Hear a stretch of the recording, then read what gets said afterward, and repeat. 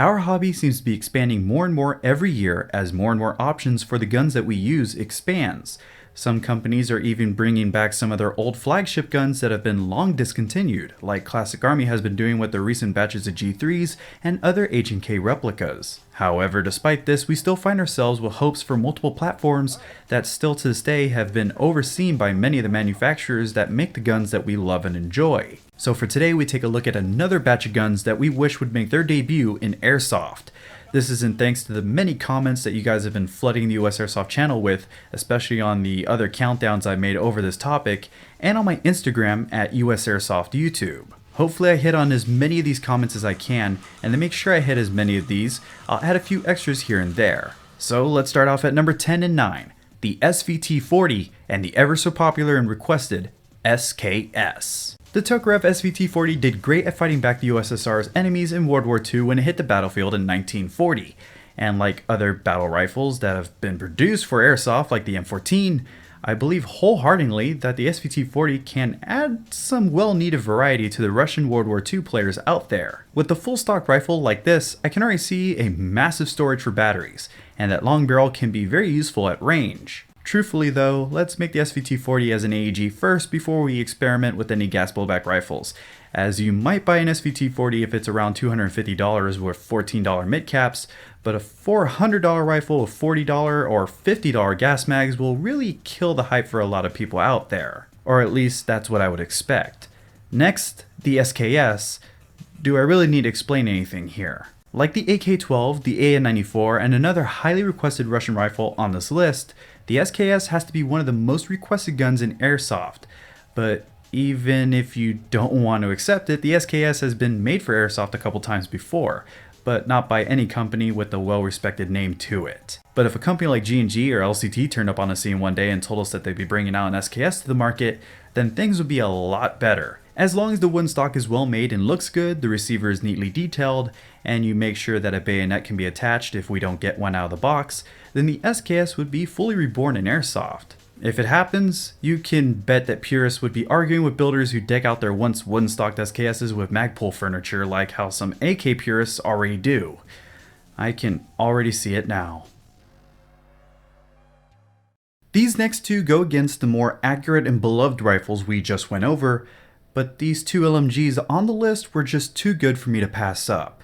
I'd like to see a Type 95 QBZ LMG and an M16 LMG someday. These are two of my picks for this countdown that have hardly ever been requested, and I'm not really surprised by that. The normal Type 97 is already a rare sight that not many people like, and only one company ever made the Type 97, with that being Real Sword, so why would anyone be wishing for the similar Type 95 in its LMG layout? And we already have the massive sea of M4s, so a lot of people would just say that we don't need another variant, but I would like to retort with, just look at these. Do you not find any appeal in these squad weapons?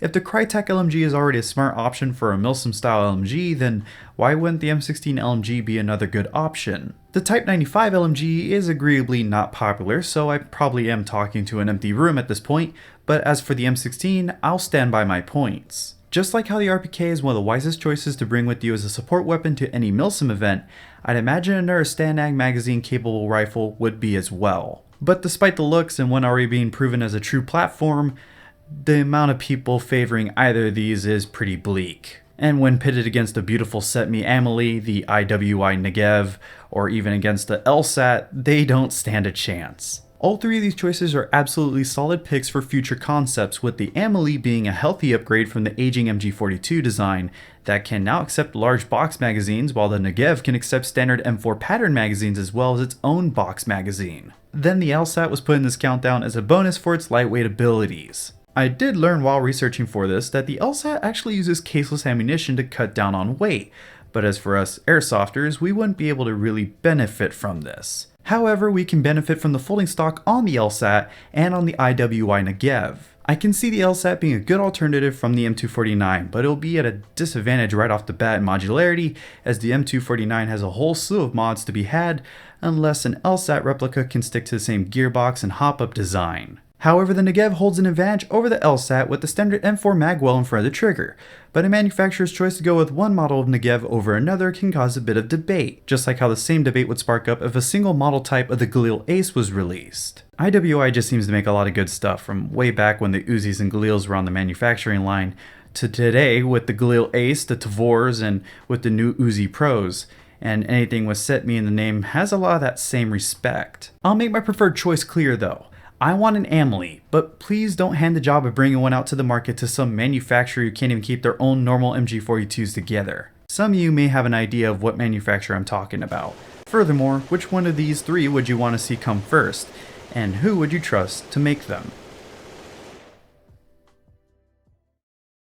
For the fourth and third spot, we take a look at some 308 7.62 rifles, because the Galil sniper rifle and the original Armalite AR-10 is next to talk about. This is going to be a bit strange for me, because for once I'm going to go with the AR over a Galil, because the Galil sniper rifle isn't bad, but the AR-10 just has so much more history and looks going for it. The Galil sniper rifle to me is just a long-barreled 308 with a handful of changes here and there from the normal Galils, while the AR-10 is vastly different from the M4s and other 7.62 replica variants we use and see in the game of Airsoft and in the real world. The history and development of the AR-10 and its successors also brings on more interest. Right away, I can see this being more of a collector's piece, meaning that if it does get made or see a day of manufacturing, it'll probably come from a company like Inakatsu, RWA, or maybe even Tokyo Marui. But let's say that a company like LCT or G&G brought out an AR-10. It would have to have the correct plastic furniture with an easy to access battery compartment, preferably in the stock, to be anything of a success. The magazines should retain the waffle look,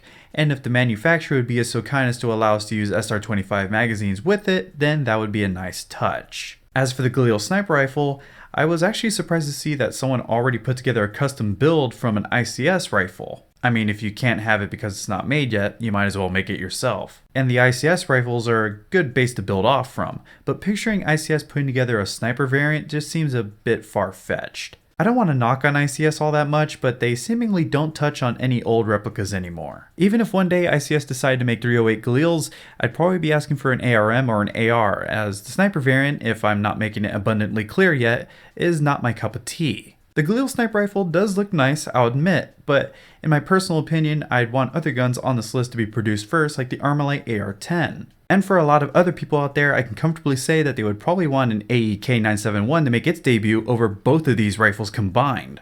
The AEK-971 was a bit of a hard nut to crack when it came to researching it. I mean, apart from the information learned and spread out from Larry Vickers, video games, and former Russian military, the AEK-971 is pretty hard to study. It's a counterbalanced AK that bears significant improvements over its predecessors, like the additional selector switch on the left side, vastly improved controls over recoil, and a 3-round burst function. Despite this, it's already been trumped by the new A545 that was announced in late 2014. The rifle was hardly used in Russian paramilitary forces and in law enforcement, but thanks to games like Battlefield 3 and 4, the AEK-971 really picked up popularity. AKs and their variants will always be popular, all the way from the standard 47, the RPK, the AKS-74U, all the way to the AK-12 and the still unreleased supergiant, the AN-94. So seeing how many people who are still waiting for an AEK-971 in Airsoft is understandable. Despite it looking a bit funky in my eyes, I can still see the variety something like this and other rare Russian small arms can have on the players who run Russian kits. The 3-round burst calls for a MOSFET, and you probably won't get away with some cheap pot metal bodies, so don't even try it.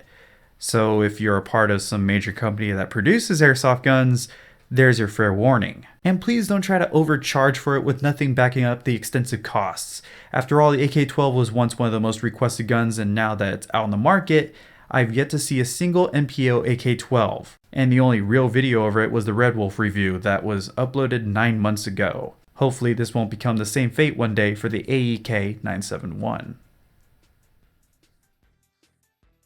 I must admit that I'm a bit surprised that this one has not been made yet. A few of the guns I've gone over in this countdown are excusable, like the QBZ LMG and the Galil Galat sniper rifle, but like the SKS, I'm beside myself wondering why the SIG MPX is not being produced for Airsoft yet. Cybergun came so close with the soon-to-be released MCX that I'm interested in, but not that many people were really asking for that. Instead, they were asking for the MP5 killer, the MPX. I've seen Hitchcock 45's video over the MPX, TFB TV's, the Military Arms channel, and so many other videos on the MPX, and so have many others. So the hype for this SIG is almost a physical manifestation at this point. Give it a VFC tough body, give it an ASG Scorpion Evo respected trigger and MOSFET system, make sure it's got room for a powerful battery, and make damn sure you stockpile mid-cap magazines before you release it. Learn from the G&G ARP9's release. It was a solid gun with a lot of hype around it, but magazines became sold out so fast, and the wait for a restock was a major pain for the owners who really wanted to just use their newly acquired PDWs. This is a product that can do very well in the market if priced around $250 to $300. But another firearm that, like the MPX, boasts a massive cult following that I have mentioned at least once before. Even though I covered this H&K before, I have to bring up the G11 one more time. Although way more unique than the MPX, I'm surprised that no company has stepped up to the plate for this project. Maybe H&K won't allow it, but if they don't mind, then I'd expect this to sell out within a week if released in the airsoft market. Battery storage would be massive, the magazines would be massive, fitment for any gearbox should be a breeze, but feeding magazines might be a bit challenging. The G11 itself was a nightmare to look at internally, but we have the technology and know-how to make it work in airsoft. And while you're at it, why not give us the option for a rail on top with some models for user-preferred sights, or maybe some removable rails included in the box, so if someone really wants to defile this legendary failure, then they can. Damn you, Call of Duty, for making me aware of this gun. Now I know so much useless information about it, but if you're not aware, the G11 has a lot of interesting history around it. I'd highly recommend that you look up some of this information, especially if you're into engineering and overly complex German products. Apart from that, the 6-hour MPX easily deserves the top spot for this countdown as well as the G11, but if I could pick 5 guns to magically wish onto the shelves, I'd wish for the MPX, the G11 to set me Ameli, the AEK-971 to do the world a favor, and the SKS. But what would you want? There are so many more weapons out there that we've yet to see in airsoft, and I didn't even mention any pistols in this countdown, so you've probably got some picks in mind for another episode on this topic. If you do have some ideas, then let me know them in the comments down below, or let me know what rare gun that you use that you hardly ever see in the wild. I'd love to read them all. I hope you enjoyed my countdown, and I hope to see you subscribe if you haven't already, so maybe I can treat you guys to some more awesome content in the future. I'd like to thank you for watching, but until our next video drops from the city of San Antonio, this has been Scott Hollenbeck, and I'll be sure to see you all next time.